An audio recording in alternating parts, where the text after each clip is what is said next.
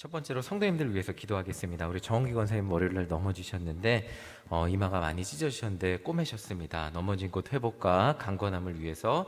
그리고 오수미 권사님 추가 치료하고 그 치료를 받으실 수 있는 체력을 위해서. 조미연 청년도 병원 입원하고 퇴원했습니다. 퇴원 이후 건강과 안정적인 호흡을 위해서 기도해 주시고, 우리 문한수 김경희 성도님 스스로 회복이 잘 되시는데 그 가정 온전히 주님 안에서 예수의 이름으로 구원받게 해달라고 우리 이 시간 첫 번째로 주여 한번 외치고 기도하겠습니다. 주여!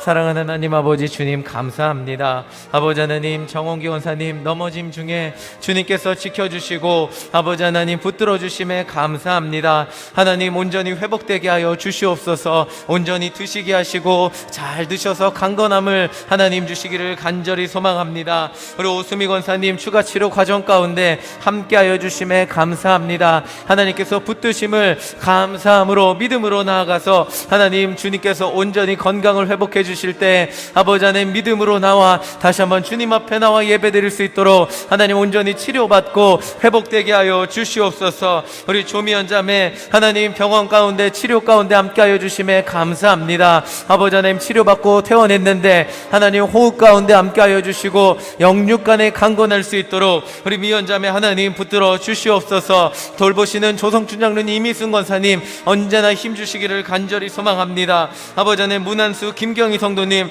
우리 문성호 형제까지 그 가정 하나님 주님 안에서 구원받기 원합니다. 하나님 온전히 예수의 이름으로 일어나는 가정 되기 원합니다. 온전히 아버지 안에 육신이 회복되게 하시고 무엇보다도 영혼이 주님 안에서 살아나 주를 위해 살아가는 가정 되게 하여 주시옵소서. 하나님 주님께서 강하고 담대하게 붙들어 주실 줄 믿습니다. 주님 감사합니다. 우리 두 번째로 기도할 때 맥주감사 주일 우리 많은 성도님들 이제 다시 현장에 나와 예배드릴 수 있는 회복의 주일 되게 해달라고 기도해 주시고, 우리 세례식 위해서 기도해 주시고, 이만수 감독 간증집회 정말 전도의 기회 될 수 있도록 기도해 주시기 바랍니다.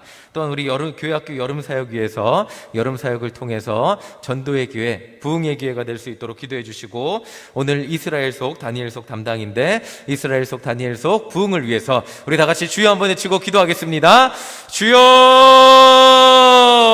하나님 감사합니다. 아버지 하나님, 일신교회 어려움 중에서도 코로나19 중에서도 모이기 힘쓰고 예배드리기 힘쓰는 교회 되게 하심에 감사합니다. 맥주감사 주일 아버지 하나님, 이 기쁨의 주일을 맞이하여 우리가 모여서 예배드리기 원합니다. 이제는 현장에서 예배 회복되기를 애쓰며 기도하고 우리 성도들을 초청하기 원합니다. 하나님 회복되게 하여 주시옵소서. 모두가 이 자리 나와 함께 예배드리며 반년을 지켜주신 주님의 은혜, 코로나19 가운데 강건하게 지켜주신 주님의 은혜에 감사하며 드리는 예배의 시간 되게 하여 주시옵소서. 하나님 세례식을 통하여 우리 일신교회 영혼 구원하여 제자 삼는 교회 되기를 간절히 소망합니다. 아버지 하나님, 세례 대상자들 마음을 열어주시고 온전히 교육받게 하여 주시옵소서. 하나님 이만수 감독 간증 집회를 통하여 우리가 지금까지 눈물로 애쓰고 기도했던 전도 대상자들 초청하며 초대할 때 나와 예수님 말씀 듣게 하시고 은혜 받는 귀한 시간 되게 하여 주시옵소서.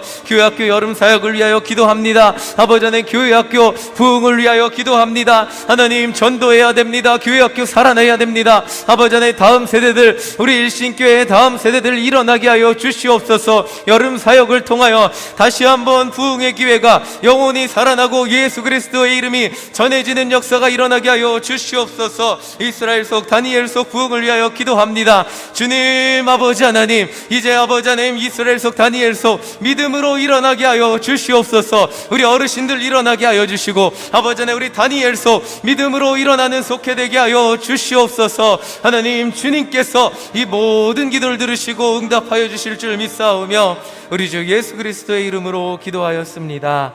아멘. 감사합니다. 네, 뵙게 되니까 반갑습니다.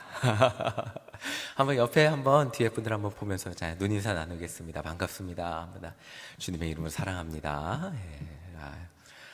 다들 예쁘고 잘생기신 분들만 오셨다고 믿겠습니다. 아멘. 변화가 많지 않았던 과거는 지식을 축적하는 게 중요한 사회였다고 합니다. 그러니까 내가 어렸을 때 어렸을 때 이렇게 일하던 방식이 노인이 돼서도 똑같은 거예요. 그러니까 뭐 예를 어렸을 때 농사를 짓던 방식이 노인이 돼서도 똑같은 방식으로 지었다면 인생의 경험이 많고 이제 많은 것을 경험해보고 그 경험을 통해 배운 것이 많은 연세 많은 사람들이 존경받는 사회였다고 합니다. 과거에는 그랬다고 하죠. 사회 변화가 크지 않았기 때문에. 그래서 지혜는 인생의 연륜과 관계가 깊었고, 그래서 나이 받는 분들이, 많은 분들이 당연히 존경받는 시대가 과거의 시대였다고 합니다. 그래서 이제 나이 많은 분에게 찾아가서 인생의 길은 어떤 것입니까? 물어봤을 때 그 한마디 해주시는 게 인생의 경험 그리고 그 연륜이 묻어있는 엄청난 깨달음을 주는 그런 것으로 여겨졌다고 합니다. 그런데 오늘날 세상은 아시다시피 너무나 빨리 바뀌고 있습니다.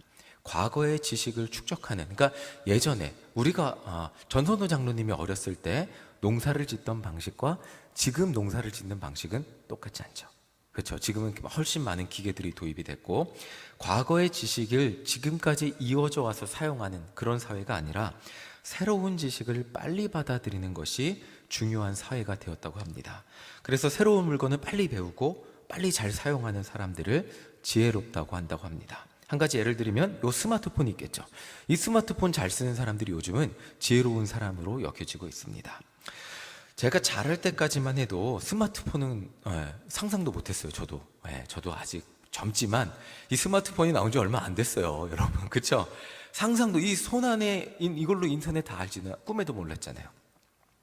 컴퓨터가 새로운 물건이었습니다. 꼭 컴퓨터 앞에 앉아야만 무언가를 할 수 있는 시대인데, 이제는 급하면 컴퓨터 없이도 핸드폰으로 다 웬만한 컴퓨터 작업은 해결해서 올릴 수 있는 시대가 되었습니다. 스마트폰이 등장하게 되었고, 요즘 세상은 컴퓨터 없이도 돌아가는 그런 세상이 되었다고 합니다. 세상은 정말로 빠르게 변하고 있다고 합니다. 사람들은 항상 새로운 것을 찾는 것이 익숙해진 세상 속에서 살고 있습니다. 물건도 이제 과거에 익숙하고 정이 깃든 오래된 물건보다는 새로운 것들, 새로운 기술이 적용된 물건을 사는 것을 훨씬 더 좋게 생각하는 세상에 살고 있습니다. 자, 이렇게 사람들이 새로운 것을 좋아하는 이유는 새로운 기술이 계속 개발되고 물건들이 새로 이렇게 매번 좋아지기 때문이라는 이야기도 있어요. 그렇지만 한 가지 더 생각을 해보면 지금 삶이 만족스럽지 않기 때문이라는 이야기도 합니다. 다시 말하면 지금 우리의 인생에 새로운 물건을 구입하지 않고는 뭔가 새로운 게 없는, 매일 똑같은 일상에 살아가는 것들, 뭐 새로운 게 없는 거. 근데 새로운 걸 사면, 새 핸드폰을 사면 한 일주일은 만질 게 있거든요. 막 이렇게 갖고 놀거든요. 그리고 새로운 거 사면 또 이렇게 금방 재밌어지거든요. 자, 현재라는 일상에서 기쁨을 찾지 못하기 때문에 새로운 것들을 구입함으로써 삶의 기쁨을 찾으려 한다고 하기도 합니다. 그러니까 이 변화 없는, 재미없는 일상에 새로운 물건으로 변화를 주려고 한다고 하죠. 자, 예수님 시대의 사람들은 예수님께 열광을 했어요. 지금까지 경험해보지 못했던 새로운 유형의 지도자였기 때문이에요. 권위만을 내세우고 대중의 삶과는 거리를 두며 자기들의 종교적 우월함만을 강조했던 그 당시 종교 지도자들. 그러니까 예를 들면 이런 거예요. 야구로 치면 공을 150km 던지잖아요, 프로투수들은. 근데 일반인이 아무리 빨리 던져도 120km 뭐 이렇게밖에 못 던진다 그래요. 그러니까 저희가 던지면 100km도 못 던지겠죠. 그리고 우리 여기 있는 여성분, 우리 권사님들이 던지면 포수한테까지 던질 수 있을지 없을지 모르잖아요, 사실. 안 갈 수도 있잖아요. 그러니까 이런 거예요. 종교 지도자들의 삶은 프로인 거예요. 야구 선수로 치면 완전 프로, 150km로 던지. 일반 사람들이 볼 때는 왜 이렇게 저렇게 빨리 던져? 근데 우리 같은 일반인이 따라가려고 하면 따라갈 수 없는 종교적 완벽함인 거죠. 그러니까 일반 대중들의 삶과는 전혀 거리가 있는, 근데 이 종교 지도자들, 바리새인들은 시속 150km 공을 던지니까 나는 우월하고 대단한 사람이야. 너희들은 나랑은 비교가 안 되는 거룩하지 못한 일반 사람들. 그리고 그거보다 훨씬 더 급이 낮은 이 세리 같은 사람들은, 상대할 가치도 없는 사람들, 이런 사람들이었다고 생각했어요. 그러니까 일반 대중들과의 삶과는 거리가 있는 그런 종교 지도자들이었다는 거예요. 그런데 이 예수님이라는 분은 완전히 다른 유형의 지도자였어요. 사람들이 볼 때는 바리새인들은 병든 사람들하고 안 놀아줬거든요. 이 병든 사람들이 유대인들 당시에 어떻게 생각했냐면 병은 죄의 결과라고 여겼어요. 죄의 결과를 부정한 사람이에요. 병은 죄의 결과라고 여겼기 때문에 하나님 앞에 뭔가 잘못했거나 부정함이 있기 때문에 병에 걸렸기 때문에 바리새인은 자신까지 부정하게 만드는 그 병든 사람과 거리를 멀리했습니다. 그러니까 같이 어울릴 수 없는 사람인데 예수님은 그 종교적 권위, 그러니까 대단한 종교적 권위가 있는 사람임에도 불구하고 병든 사람하고 놀았거든요. 아픈 사람한테 찾아갔거든요. 힘든 사람한테 가서 고쳐주셨습니다. 그러니까 그 전까지 종교 지도자들은 이 급으로 보면 이렇게 높은 급에 있는 사람들, 그 사람들끼리만 찾고 모였습니다. 율법적으로 온전한 사람, 행함이 온전한 사람, 병에 걸리지 않고 온전한 사람, 직업이 온전한 사람, 이런 사람들만 자신들과 어울릴 급이 된다고 생각하고 끼리끼리 놓은 거예요. 그렇게 했는데 이들은 문제가 뭐냐면 먹고 사는데 걱정이 없어요. 종교 지도자들이 이미 먹고 사는 문제는 해결이 된 사람들이었기 때문에 건강의 문제도 없었기 때문에 일반 대중이 관심 있는 게 뭘까요? 먹고 사는 문제, 병의 문제, 이런 것들 관심이 없었어요. 바리새인들의 관심이 뭐냐면 율법을 잘 지키는 것, 그러니까 율법의 엄격함을 잘 지키는 것, 이 자기들이 정해놓은 그 수백 가지의 율법을 정확하게 지키고 그것들의 기준을 일반 사람들은 다 알려줘서 너희들은 지키지 못하지? 우린 지키고 있어 라고 자랑하는 것에 관심이 있었다는 거예요. 그런데 하나님의 아들이라는 이 예수님은 완전히 다른 유형이었다는 게 사람들의 먹고 사는 문제에 대한 고민을 이해해 주셨어요. 그리고 병든 사람의 아픔을 이해해 주셨어요. 그리고 치료해 주니까 그 근본적인 문제를 해결해 준 사람이에요. 바리새인들은 그런 거에 관심이 없었고 너희들이 죄의 결과니까 알아서 그냥, 그리고 온전하게 살라고만 얘기한 거죠. 자, 바리새인들은 죄인이라고 어울리려고 하지도 않았던 그런 세리들, 바리새인들은 상대도 해주지 않았던 세리들에게 다가가서 예수님은 어울리시고 하나님의 이름으로 구원받았음을 말합니다. 그러니까 이게 나는 구원받을 가치도 없는 죄인이고 병자인데 구원을 얘기한 거예요. 이게 엄청난 얘기일 수 있는 거예요. 구원은 율법을 완벽하게 지키는 사람에게만 적용되는 것, 바리새인, 그러니까 완전 프로투스들에게만 적용되는 법인 줄 알았는데 나 같은 사람, 공을 던져서 포수한테까지 공을 던지지도 못하는 그런 사람들에게 예수님이 오늘 이 집에 구원이 임했다라고 말하니까 사람들이 깜짝 놀래요. 아니 어떻게 나 같은 사람한테 하나님의 구원이 임하지? 나는 완전히 버림받은 인생인 줄 알았는데. 이게 예수님이 말해주신 하나님의 나라예요. 이러니까 사람들이 열광하기 시작했습니다. 바리새인들한테 가면 내 부족한 것만 얘기하고 잘못한 것만 얘기하고 나 못한 것만 얘기하고 그래서 율법을 더 잘 지키고 열심히 지키고 너가 시속 150km로 공을 던지지 못하면 구원받지 못할 거야 라고만 얘기하는데 예수님께 오면 공 던지지 못해도 괜찮아. 나와 함께라면 저 포수한테 나의 힘으로 공을 던질 수 있게 될 거야. 너는 구원받은 주님의 자녀야. 나만 믿어. 내가 도와줄게 라고 말하니까 예수님께 열광하기 시작했습니다. 이들은 그 전에 경험해보지 못했던 새로운 지도자 예수님께 열광했던 거예요. 예수님은 율법을 강조하지 않으시고 그저 자신들을 안아주시고 율법을 지킬 때 매번 가졌던 그 죄책감과 죄의식까지 해결해 주셨어요. 너는 구원받았다 라고 해결해 주셨어요. 그러니까 이 율법을 강조하면 우리 주일날 목사님 말씀하셨잖아요. 그렇죠? 율법을 강조하면 이 죄의식만 강조하게 되는 것들을, 그런 것들을 강조하지 않고 해결해 주셨다는 거예요. 자, 이렇게 새로운 지도자를 열광하며 찾아온 수많은 사람들에게 예수님은 이렇게 말씀하신 거예요. 마태복음 5장 17절입니다. 함께 읽어보겠습니다. 시작. 내가 율법이나 선지자를 폐하려 온 줄로 생각하지 말라. 폐하러 온 것이 아니요 완전하게 하려 함이라. 이 사람들이 열광한 거예요. 와, 바리새인들하고는 다르다. 우리한테 율법을 강조하지 않네. 근데 그 사람들한테 예수님이 이렇게 말한 거예요. 너희들 내가 율법을 강조하지 않는 것 아니야. 내가 너희들한테 가르치는 것은 율법을 완벽하게 만드는 거야 라고 이렇게 말씀하고 계신 거예요.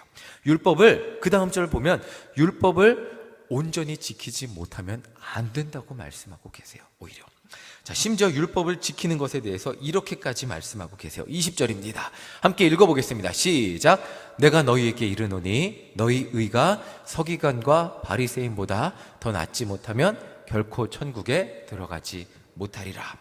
자, 이 말이 뭐냐면 아까 말씀드렸잖아요. 시속 150km로 공을 호수한테까지 던지는 사람들이 바리새인이라 그랬는데 그 사람들만큼, 아니 그 사람들 이상 빠르게 던지지 못하면 천국에 들어가지 못할 거야.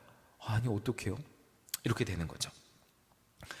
만약 지금 예수님 말씀대로 율법을 이렇게 지켜야만 한다면, 그러면 천국에 들어갈 수 있다면 쉽지 않을 수, 지금 우리에게도 쉽지 않은 말씀일 수 있습니다. 그 다음에 쭉 얘가 5장에 쭉 얘가 나와요. 한번 자세히 살펴보겠습니다. 21절, 22절 우리 한번 읽어보겠습니다. 시작.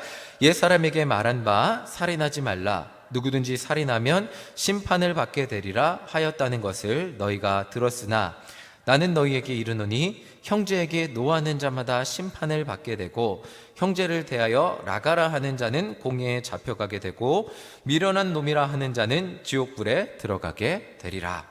예수님은 살인하지 말라는 율법을 가지고 이렇게 말씀을 하세요. 당연히 사람 죽이면 안 되죠. 우린 여기까지 알고 있어요. 그런데 예수님은 너무나 심각하게 형제를 향해서 노하지도 말라 그래요. 저 어렸을 때 동생 많이 때렸는데 큰일 났네요. 동생이 요즘도 얘기해요. 형 그때 왜 나 때렸어? 할 말이 없어요. 미안하다 동생아. 그냥 용돈 주는 수밖에 없어요. 미안해요. 아무튼 동생 때려서. 그리고 예수님 너무나 형제를 향해서 노하지 말라고, 미련하다고도 하지 말라고 하십니다. 지옥에 가게 될 거래요. 현실적으로 형제에게 노하지 않을 수 있는 사람이 얼마나 될까요? 예수님은 또 다른 말씀을 하십니다. 27절, 28절 함께 읽어보겠습니다. 시작. 또 간음하지 말라 하였다는 것을 너희가 들었으나 나는 너희에게 이르노니 음욕을 품고 여자를 보는 자마다 마음이 이미 간음하였느니라. 예수님은 어떤 행동 없이 마음으로 잘못된 생각을 하는 것만으로 이미 간음하는 것이라고 말씀하십니다. 자, 제가 연애하기 전에 연애하면 박정 사모님이랑 연애하면 샤랄라 하면서 박정 사모님만 예뻐 보이는 줄 알아요. 세상에 다른 여자 하나도 안 보이고. 얼마 전에 청년이 비슷한 질문을 했어요. 연애하면서 여자 청년이었는데 남자들은 다른 여자가 예뻐 보이냐고, 자기만 예뻐 보여야 되는 거 아니냐고 이런 질문을 했습니다. 자, 여기 다 결혼을 안 하신 분이 없죠. 지금 하셨으니까 정답을 아시잖아요. 그렇죠? 어떻게 결혼하면 남자들이 자기 부인만 예뻐 보일까요? 네. 자, 원고에 아니라고 써놨는데 내라고 하시니까. 자, 진실을, 저 그래서 열면 안 되는 진실을 알려주었습니다. 자, 연애를 하면 이성 친구가, 자기 이제 여자니까 남자친구가 모든 면에서 다 1등으로 보이냐라고 물어봤어요. 저 달리기 좋아하니까 달리기도 1등해야 되고 뭐 뭐든지 1등이냐 그랬더니 그건 아니래요. 그러면 그것도 얼굴이 예쁜 것도 마찬가지라 그랬어요. 객관적으로 얼굴이 예쁜 게 다 다르잖아요. 그렇죠? 근데 탤런트가, 그러니까 얼굴 예쁜 경연대회 나가면 뭐라 그러죠? 그 자매의 남자친구보다, 얼굴 잘생긴 경연대회 나가면 그 자매의 남자친구보다 다른 탤런트들이 훨씬 잘생겼다고 객관적으로 잘생겼다고 할 수 있지 않겠냐라고 얘기를 했죠. 그러니까 이런 거죠. 아무리 사귀어도 예쁜 사람은 예뻐 보일 수밖에 없다라고 이야기를 했어요. 그러니까 그런데 나와 사랑의 관계를 맺고 그런 거죠. 나는 탤런트, 그 탤런트 아무리 예뻐요. 저도 박정 사모님보다 예쁜 탤런트가 하루에도 수없이 많이 나옵니다. 현실은 그렇죠. 아까 예배 오기 전에 골목 식당 보는데 예쁜 탤런트가 나오더라고요. 제 사모님한테 탤런트는 탤런트야, 예쁘네 이러고 왔는데 그래도 화내지 않는 어쨌든 그렇게 객관적으로 예쁠 수는 있지만 그 탤런트가 아무리 예뻐 보여도 저와 주관적인 관계를 맺지는 않잖아요. 저랑 사랑의 감정을 교류하는 것은 아니잖아요. 저와 사랑의 감정을 교류하는 것은 박청 사모님이죠. 그렇죠? 제가 그 탤런트한테 찾아가서 너무 예뻐요, 저랑 좀 만나주세요, 그런다고 만나주면 항상 가서 얘기하겠지만 그럴 사람은 아무도 없게 박정 사모님이니까 저를 만나주는 거예요. 그렇죠? 자, 그런 겁니다. 그 사랑의 관계는 한 사람과 맺는 거잖아요. 예뻐 보이는 것과 사랑의 관계를 맺는 것은 별개라는 대화를 나눈 적이 있습니다. 그러니까 박정 사모님보다 이 세상에 객관적으로 미스 코리아는 있을 수 있지만 제가 이성으로서 사랑하는 사람은 박정 사모라는 한 사람뿐이어야 한다는 것을 대화를 나눈 적이 있어요. 예수님의 말씀도 이와 같은 거예요. 당연히 한 명에게만 가져야 하는 이성에 대한 마음을 다른 사람에게 가지기만 해도 그것은 간음이라는 거죠. 마음속에 상상만 하면 와, 저 사람이랑 살면 어떨까? 막 이런 생각만 해도 간음이라는 겁니다. 조금 더 자세히 보겠습니다. 31절 32절 한번 읽어보겠습니다. 시작. 또 일러스되 누구든지 아내를 버리려거든 이혼 증서를 줄 것이라 하였으나 나인 너희에게 이르노니 누구든지 음행한 이유 없이 아내를 버리면 이는 그로 간음하게 할 것이요 또 누구든지 버림받은 여자에게 장가드는 자도 간음한이니라. 자, 이 당시 이 말이 왜 나왔냐면 유대인들 남자들은 여자가 마음에 안 들면 뭐 가지가지 이유를 다 갖다 붙이고 너는 이래서 마음에 안 들고 이래서 마음에 안 들고 이혼 증서를 써서 집에 돌려보낼 수 있었대요. 그 남자 마음인 거예요. 이혼은 뭐 여러 가지 율법은 그게 근데 가능하다고 적혀 있었다고 합니다. 근데 뭐 각종 이유는 사실은 부인이 외모가 마음에 안 들거나 부인이 행동이 마음에 안 들어도 특별히 뭐 그냥 내 주관적으로 마음에 안 들어도 객관적으로 마음에 안 드는 것처럼 써면 그냥 내쫓을 수 있었다는 거예요. 그리고 그것이 율법에 합당하였다고 합니다. 근데 예수님은 여인이 단지 남자 마음에 들지 않는다고 내쫓고 새로운 여자를 맞이하면 그것은 간음이라고 말씀하고 있는 거예요.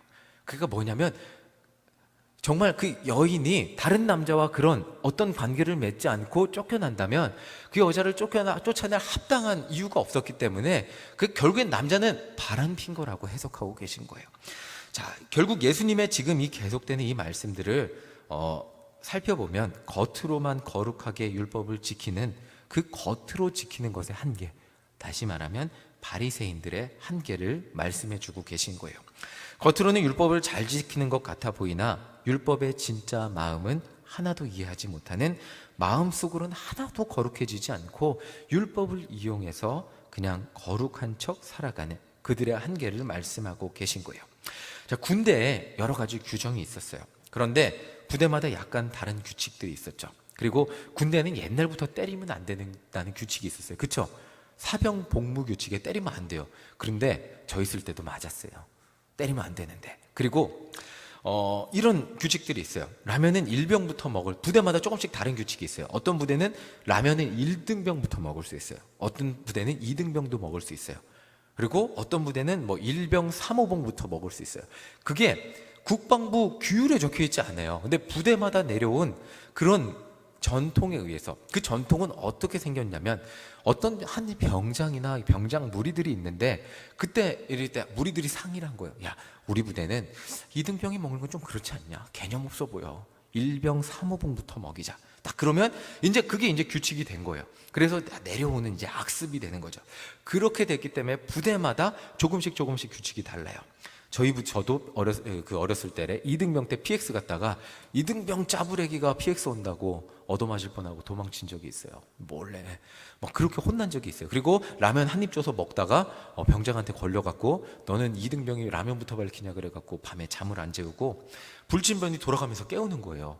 이렇게 불침번 여기다 써요. 마정은 재우지 말고. 그러면 돌아가면서 깨워요. 잠 못 자게. 정말 정신이 해롱해롱하게 그렇게 이런 악습이 있거든요. 근데 간부들이 알아도 뭐라고 안 하고 부대마다 그런 것들이 규칙이 조금씩 달라요. 이게 국방부 규율에 적혀 있는 게, 법에 적혀 있는 게 아니고 부대마다 사람들이 정해놓은 거예요.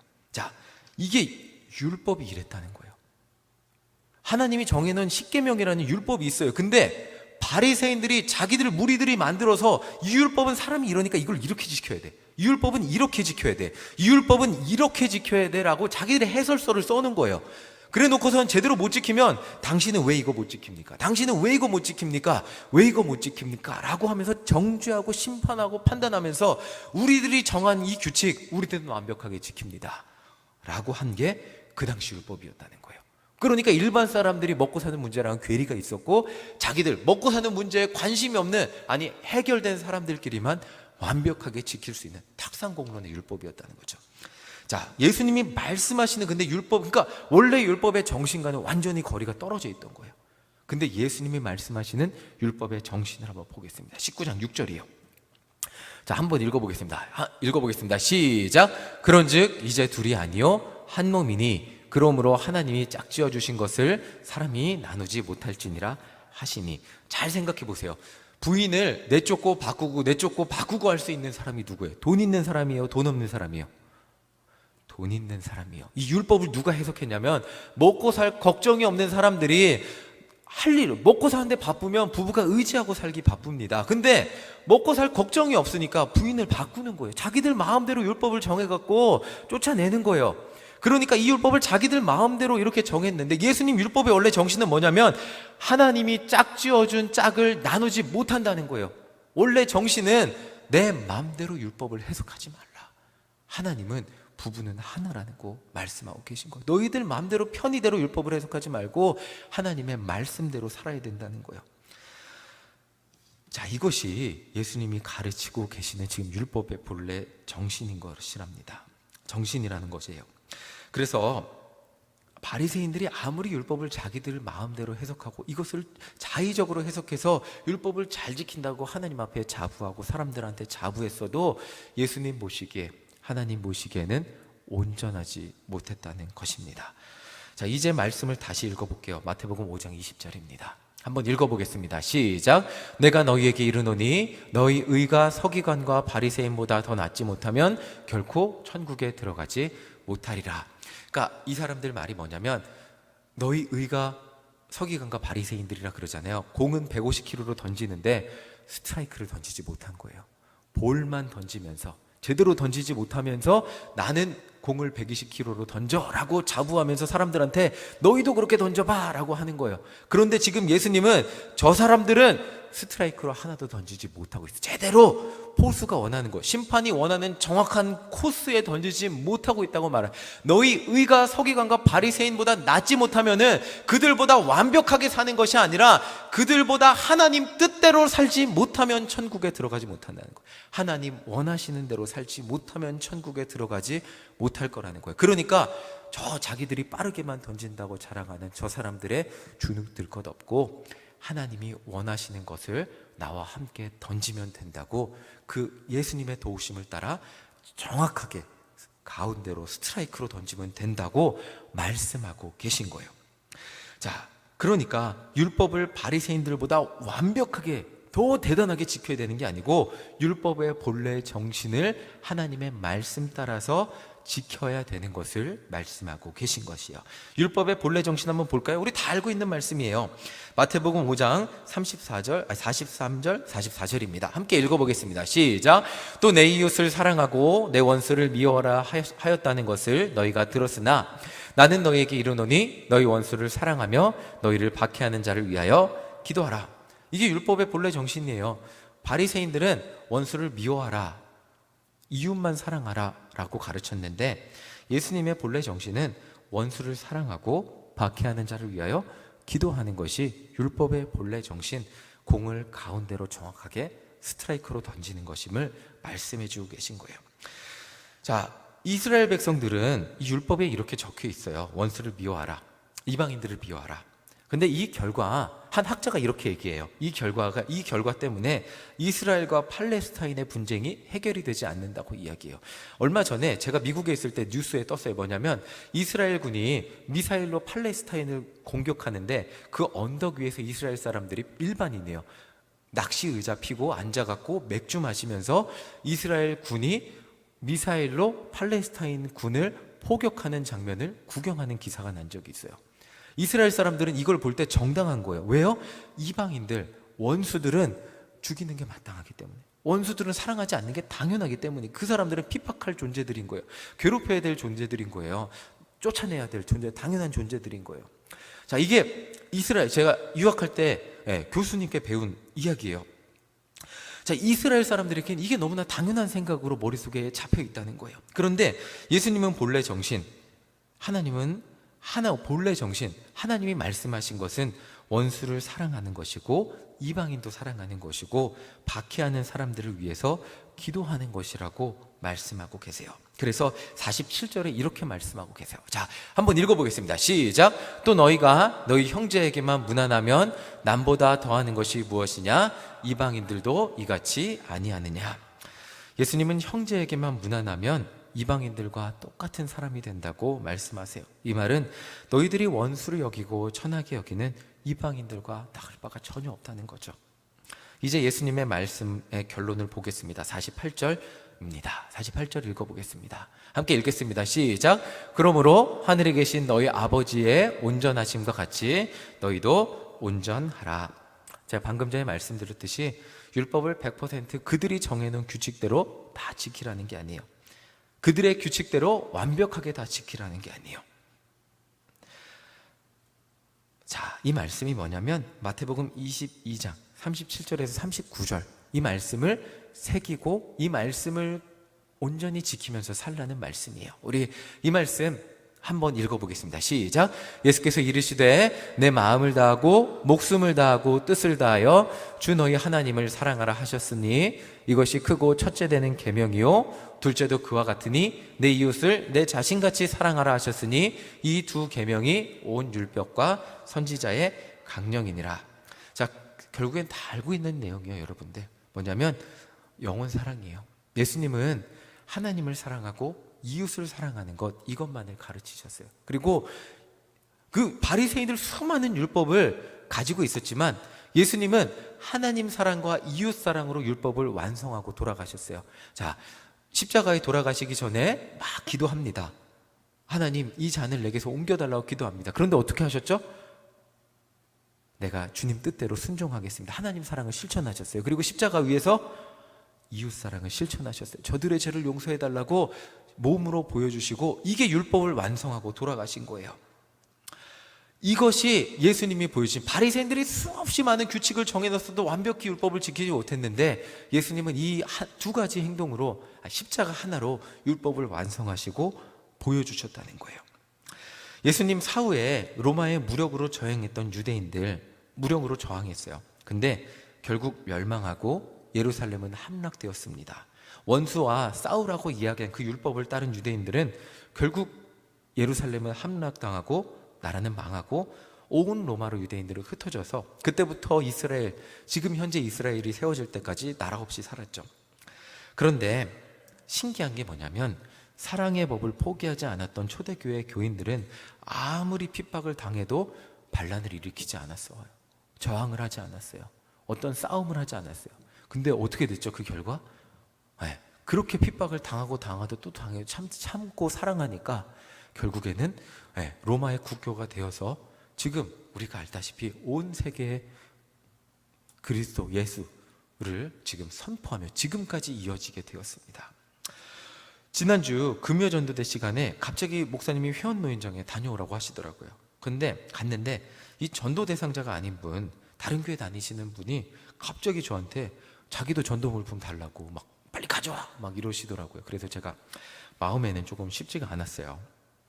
막 저희는 선의로 전도 대상자들 찾아가서 무료로 드리는 건데 그분은 이제 다른 교회 권사님인데 10년 동안 뭐 엄청 봉사도 많이 하시고 그러셨더라고요. 근데 물건을 뭐 맡겨놨나 싶을 정도로 갖고 오라고 막 소리를 치셔갖고 제가 마음이 편하지 않았습니다. 그래도 웃으면서 아유 알겠습니다. 그리고 황전삼이랑 차로 빨리 운전해갖고 남은 물건 다 갖고 가서 하나씩 나눠드렸어요. 그리고 잘 되시라고 기도해드리고 왔습니다. 그리고 이제 제가 그냥 드릴 수는 없으니까 저희가 원래 교회 다니는 분들은 안 드려요. 그쪽 교회에 신뢰가 됩니다. 저희가 그쪽 교회 성도님들 전도하는 것 같이 보이면 저희가 신뢰가 되기 때문에 교회 안 다니는 분들만 드립니다 라고 했더니 우리도 달라고 막 그러셔갖고 그러면 저희가 수요일날, 그러니까 오늘이에요. 다음 주 수요일날 가서 많이 새로 오신 분들도 많으니까 그분들 이름도 파악하고 그래서 다 나눠드리겠습니다. 공평하게 드리겠습니다. 그리고 오늘 황전사님하고 이제 전도 과자 한 30개 싸갖고 1시쯤, 지난주에 1시쯤 오면 된다 그러시더라고요. 그래서 1시쯤 갔어요. 근데 가니까 식사하고 다 집에 가셨더라고요.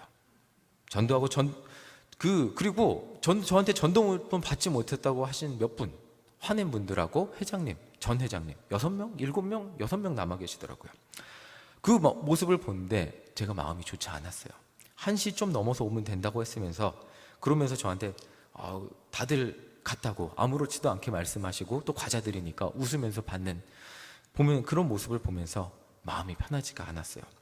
그래도 갔으니까 전도 물품 가지고 간 그 과자 드리고 기도해 드리고 이만수 감독 간증 집회 때 꼭 오시라고 회장님 손 붙잡고 전 회장님 손 붙잡고 주방 이렇게 봉사하시는 분들 손 붙잡고 기도해 드리고 왔습니다. 전도하면서 찾아오는 위기의 순간이 있어요. 언제나 있어요. 그 순간이 얄밉고 속상하고, 자기 막 그런 정말 내가 여기 또 가야 되나? 그런 순간들이 언제나 있어요. 회원노인정 분들이 다 전도되기 전에 저희가 김치를 나눠드린 적이 있어요. 그 회원 교동협의회 김치를 나눠드리는데 거기 이제 동사무소에서 김치를 명단을 뽑기 때문에 회원노인정 분들을 다 드릴 수가 없거든요. 그러니까 못 받으신 분들이 몇 분이 계시는데 막 저희한테 와서 우리는 왜 못 받냐고 소리쳤던 분들도 계세요. 그러면서 빨리 내놓으라고 막 그런 식으로 김치를 맡겨 놓으셨나. 그래서 그때 저희가 저희 돈으로 구입해서 드린 적이 있어요. 근데 그 순간이 가장 큰 위기였어요. 이분들을 계속 전도해야 되나? 왜 이렇게 김치를 맡겨놓은 것처럼. 그러면서 당당하게 우리 무거우니까 교회차로 좀 배달해달라고. 그렇게까지. 그게 2017년 겨울인가 그랬을 거예요. 근데 2018년인가 코로나 오기 전이었어요. 제가 2018년인가 2019년쯤에 전도하러 가면 회원노인정이 전도하기 가장 쉬웠어요. 둥그렇게 앉아갖고 그분들이 예수 사랑하시면 박수 치면서 찬양하시고 목사님 기도해줘라고 하는데 김치 맡겨놓은 것처럼 저한테 그렇게 항의하던 분들이 박수 치면서 예수 사랑하시면 부르는 모습을 보면서 그 순간이 내가 그 순간 그 고비를 넘지 못했으면 이분들을 전도할 수 있었을까라는 생각을 많이 해보게 되었거든요. 지금 오늘도 똑같은 저한테 고비가 찾아오더라고요. 이분들 내가 너무 교회 다닌다고 하시면서 저기 너무 자기 것만. 근데 그 중에 회장님은 교회 안 다니시고 또 교회 안 다니는 분이 몇 분 섞여 있는 거예요. 여기서 내가 이 고비를 넘어가야겠다는 생각을 하면서 기도를 하게 되더라고요. 일단 그리고 이 말씀은 이렇게 드렸지만 돌아와서 설교 준비를 해야 되는데 사실은 마음이 이제 사무실에 앉아있는데 편하지가 않았어요. 특히 목사님은 제가 큰 소리 쳤거든요. 목사님 전도 대상자의 명단 받아오겠습니다. 큰 소리 쳤는데 6명인데 적어올 사람이 누가 있어요. 그래갖고 제가 목사님한테 어떻게 갔다 왔다고 사실 지금까지 보고 못했어요. 목사님도 지금 설교 들으면서 아시는 거예요. 말을 못 알아듣겠더라고요. 큰 소리 치고 갔는데. 그래서 앉아있는데 기도했어요. 찬양 듣고 설교를 준비하며 그 가운데 그럼에도 불구하고 분명히 구원해야 될 영혼들이 섞여 있더라고요. 하나님, 내가 사랑하는 영혼이 그 가운데 있다라는 마음을 주시면서 좀 아쉬운 마음들, 속상한 마음들을 이제 내려놓고 또 다음 주 수요일 날 황전사님하고 밥 먹을 때 가보려고. 이제 밥 먹고 다 갔다니까 그러면 포기하지 않고 밥 먹을 때 가보려고요. 가야죠. 포기하지 않고 한번 칼을 뽑았으면. 네. 오늘 제 작은 발걸음을 통해서 그 중에 한 분이라도 교회 나오고 영혼 구원받을 수 있다면 절대 작은 발걸음, 헛된 발걸음이 아니라는 생각이 들자 좀 아쉬운 마음을 뒤로하고 다시 설교를 준비할 수 있게 되었습니다. 전도를 하면서 내 마음 같지 않아서 어려운 순간들이 있습니다.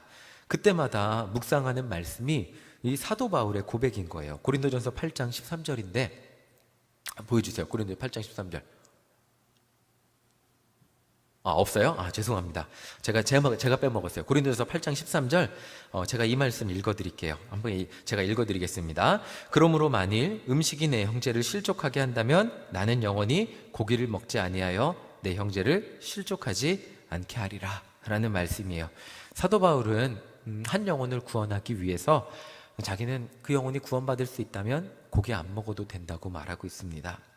제 직업은 목사예요. 사명은 목사인 거죠. 얄미운 순간에도 한 영혼을 살리기 위해 기도하며 그 얄미움을 넘어서야 되는 게 제 사명이라는 거죠. 사도 바울은 한 영혼을 구원하기 위해 영혼이 고기를 먹지 않을 수도 있다고 고백했습니다. 한 영혼을 구원하기 위해 오늘도 아쉬움, 얄미움을 넘어서야 함을 묵상해보게 됩니다. 예수님이 우리에게 주신 이 율법은 이 모든 것을 뛰어넘는 사랑의 법입니다.